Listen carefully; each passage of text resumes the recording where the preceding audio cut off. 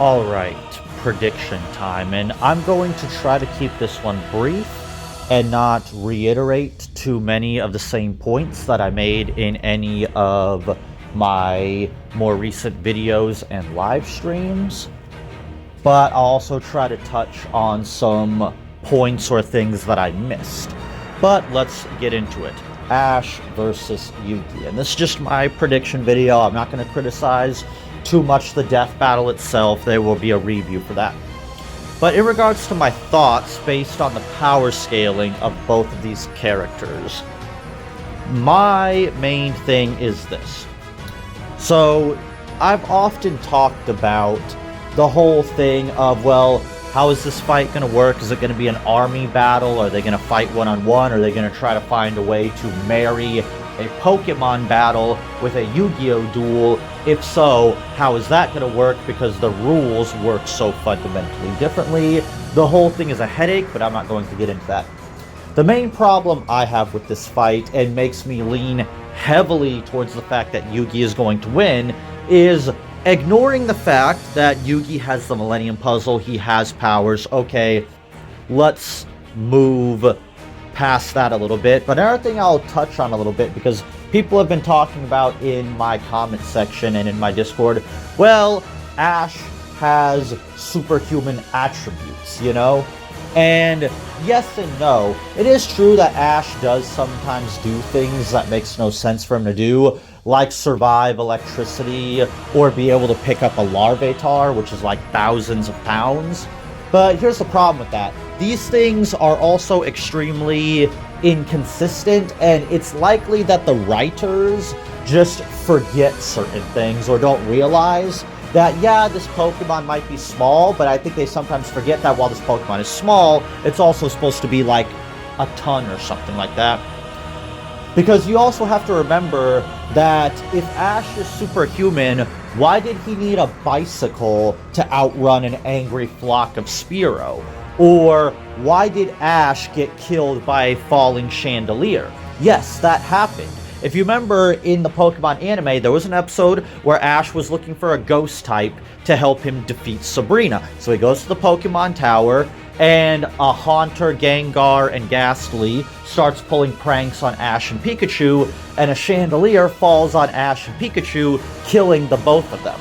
So keep that in mind. For all of you that want to say that, well, Ash is superhuman and blah blah blah, I would like to remind you that Ash got killed by a falling chandelier, and so did his Pikachu, mind you, which is even more embarrassing, as if Pikachu wasn't already a shitty enough Pokemon. But let's not also forget that, okay, people might say, well, that was just early on. This is like comparing Goku getting beaten up by Raditz early in the series. Okay, I hear ya. How about later on in Pokemon X and Y, when Ash suffered, I believe it was a broken or sprained ankle because Serena was doing something stupid, and then Ash had to save her, and then they tumbled down a mountainside, and Ash either broke or sprained his ankle in the process. So yeah, while he might be implied to have some kind of superhuman attributes, he is still human and can be injured and die like one. Let's not also forget that even if you want to say Ash has superhuman attributes, it does not matter because Ash doesn't ever use them in any meaningful way. We have never seen Ash defeat a Pokemon with his bare hands. And we know it can be done because Iris did it. So, and the one time Ash did try to punch somebody, it literally lasted for about 2 seconds before he got bitch slapped away.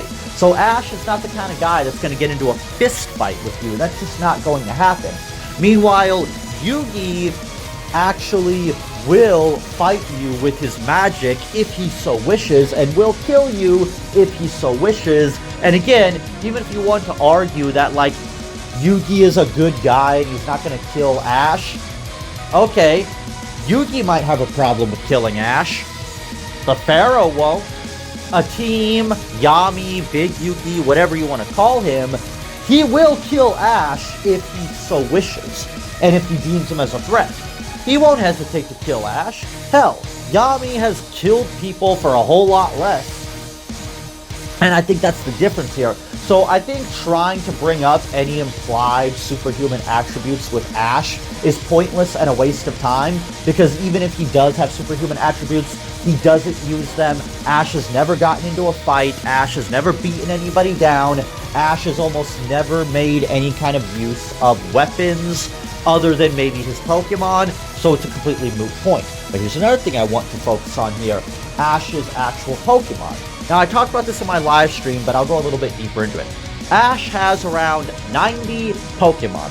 And while it is correct that Ash does not own a single legendary, Ash does apparently own a mystical Pokemon, but it's not a mystical Pokemon that I'm familiar with. It's some metal-looking guy that I've never seen before. I assume he's one of the new Pokemon. I'll be honest, I kind of lost track of Pokemon sometime after Sun and Moon. And I never saw Pokemon Generations, didn't play Sword and Shield, didn't play Scarlet and Violet. Maybe I will someday, but that's not the point here. So, yeah, and I am aware of the fact that, yes, there is a time skip, and Ash did apparently finally become Pokemon Master and win a Pokemon League, but that's whatever. Looking at Ash's actual Pokemon ranges from things like Pikachu, Greninja, a Bulbasaur that is not evolved, a Charmander that is not evolved, a Squirtle that is not evolved, and so on and so forth. And I've looked into it. Apparently, Ash's strongest Pokemon ranges from Pikachu to Lucario to that mystical Pokemon that he has to his Greninja. Now, see, here's the thing. Because Ash has no legendaries, the question I would ultimately ask is, how is Ash going to counter something like the Egyptian God cards or Exodia the Forbidden One? If they give Yugi Exodia the Forbidden One, that alone already fucks off the fight completely. So how is Ash going to counter that? And I know somebody tried to mention, but Gengar, as far to my knowledge, Ash does not own a Gengar, nor has he ever owned a Gengar, so it doesn't matter. And Ash's Pokemon, while sure, are powerful, you really think they're going to be able to match the strength of an Egyptian god? It's just not going to happen. And that's not even getting into the fact of, well, what about Yugi's spell cards, magic cards, trap cards, magical hats, mirror force, bottomless trap hole, and all the other crazy cards he has. Like, for example, we know Yugi has the Change of Heart card, right? So, suppose hypothetically Yugi used Change of Heart. Would that then mean that Yugi would be able to take control of one of Ash's Pokemon? If so, well, that creates problems.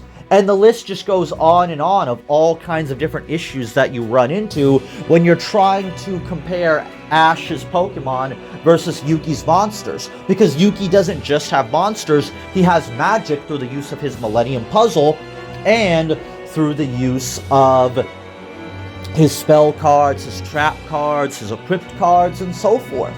Not to mention, he can also just turn the fight into a straight-up shadow game, which basically he could just make the rules whatever he damn well pleases. And that's if Yugi doesn't just outright soul crush him immediately. Not to mention, Ash does not have any kind of killer instinct. Am I really going to be expected to believe that Ash, given the opportunity, is going to murder Yugi if he even could pull that off? I just don't see it. And I have no clue how they're going to power scale this stuff, because while sure you can power scale Ash's Pokemon, I'm not even sure how you would even begin to power scale Yugi's monsters. I don't know how that's going to work. Even as a longtime Yu-Gi-Oh fan, I'm scratching my head trying to figure out, well, how strong is Dark Magician? How strong is Dark Magician Girl? We know a little bit about what the God cards are capable of because they have lore behind them, as does Exodia, and the cards are very detailed as to how the God cards work, but not all cards work like the Egyptian God cards where you have lore behind it. Now, I am aware that the Dark Magician Girl is revealed to be one of the Pharaoh's servants back when the Pharaoh was alive, and that she did practice magic alongside the Pharaoh. So maybe there's something in Dark Magician Girl's backstory that I missed that has something that you can power scale off of. Maybe. But that's not going to apply to all of Yugi's monsters, and that's going to cause a problem. Now, if I had to break this down, here's what I would say. Yugi has the advantage in the fact that he has magical powers that he could use to kill Ash anytime he wanted, even if Ash's Pokemon did gain some kind of advantage against Yugi.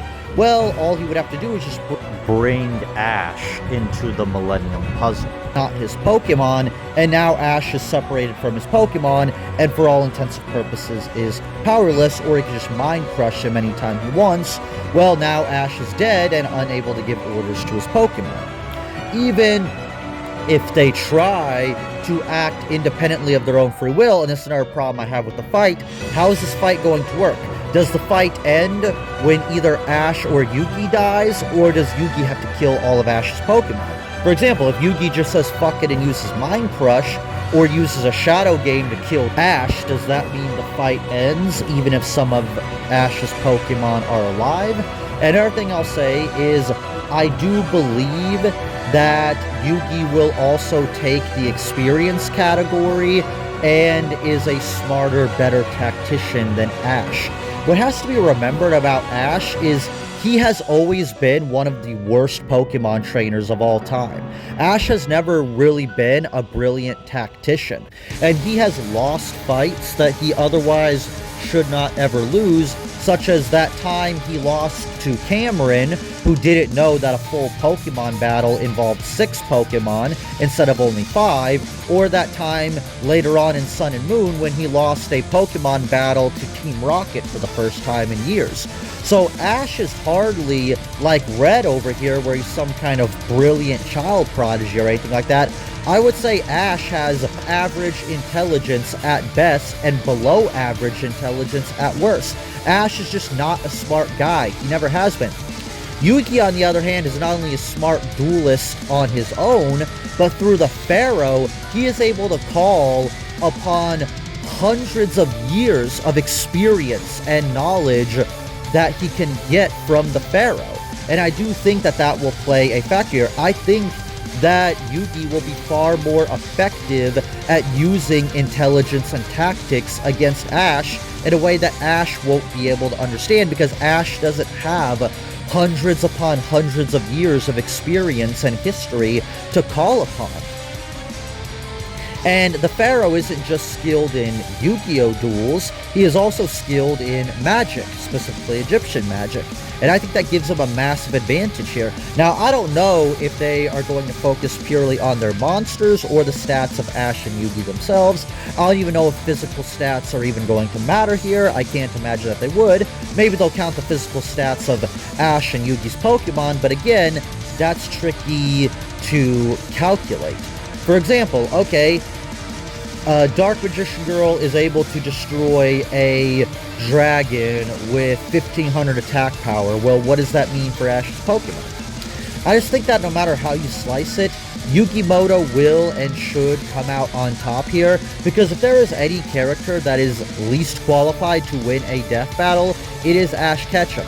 He's not smart, he's not strong, he's not particularly skilled at anything, and he spent years being a fraud. I mean, if you look back to the first season of Pokemon, Ash only won 3 of his badges legitly, whereas all the other badges were either just handed to him or were just given to him because, oh, well, you saved the day. Like, in the case of certain badges, like, for example, the badge that Erica gives, the Rainbow Badge, Erica literally just gives Ash the Rainbow Badge simply because he helped stop a fire that was caused by Team Rocket. That's it. And granted, sure, maybe you could say that's only the first season, but it doesn't change the fact that Ash is fraudulent. Meanwhile, Ash, while he has had a consistent losing streak, Yugi has not.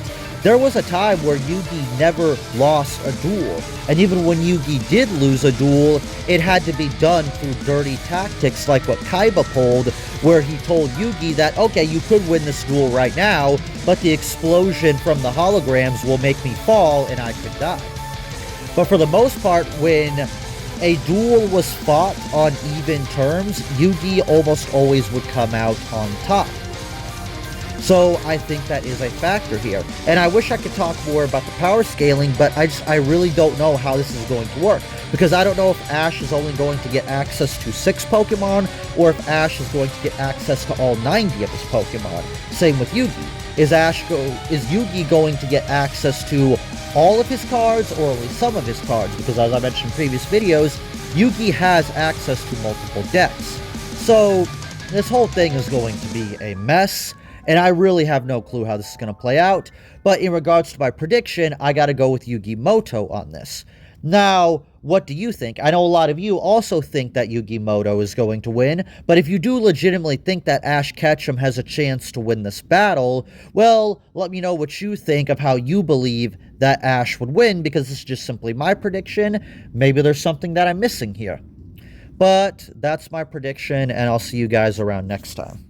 Sometimes I feel a voice in my head saying the world is dead and the state in my bed. I know